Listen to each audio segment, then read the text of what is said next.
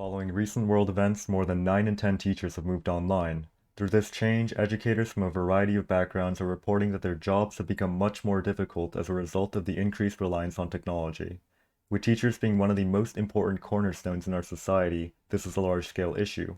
Professor's Pet helps alleviate the mountain of stress by creating a single utility application that organizes many of the technological needs of teachers. This is done by calling various APIs to access information from other common educational resources, like Google Classroom and Zoom, so that we can transform and analyze the data for our educators. Through this app, we're here to help teachers commit to tasks with only a single button. Welcome to Professor's Pet. I am Mr. Yeon, and I will be showcasing this revolutionary tool. The first step is to, of course, log in.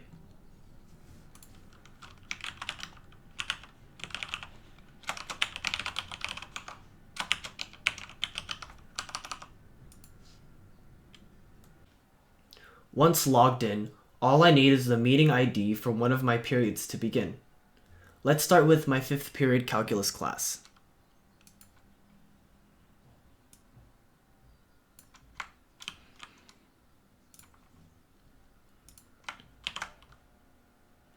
And hitting open, before I get into everything that's over here, truly before I begin, let me highlight Professor Pet's creative integration of both Zoom and Google Classroom that allows me to send this Zoom meeting directly to my students in Google Classroom.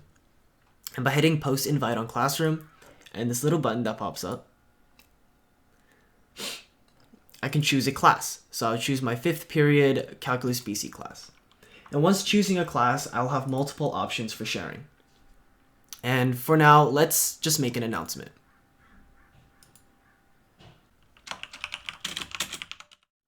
I can view this in Google Classroom. Now that the meeting is on Google Classroom, students will be able to join the meeting whenever class begins. Now going back into the website, I want to dive into Professor Pet's greatest tool, which is attendance. Attendance has always been a hassle ever since remote learning has started, but Professor Pet automatically detects present and absent students. And what these tabs represent on the side is the days this meeting was held. Say on January 9th, we can see the students that were there, and it marks them as present or absent. And for more control, users are able to edit who belong in a class and who doesn't for future use. This classroom is now forever saved onto the website, and taking attendance will only be one click away every day.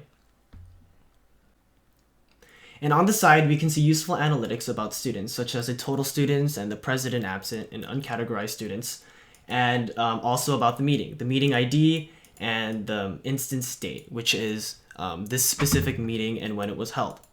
And we can also see this pie chart that shows the students that were here and the students that weren't. And for teachers that like to record their meetings for students that missed class or just want to save their lesson for students to review, there's a Google Classroom recording post feature on the bottom right. And this feature is only available when, obviously, the meeting instance has a recording in it. So let's pick Sunday, January 10th. And here there is a recording, and we can choose whether we want to have a video with shared screen with speaker view or the audio only. Let's choose the shared screen with speaker view and post recording on Classroom. And once again, we choose our class, and this time, let's make an assignment.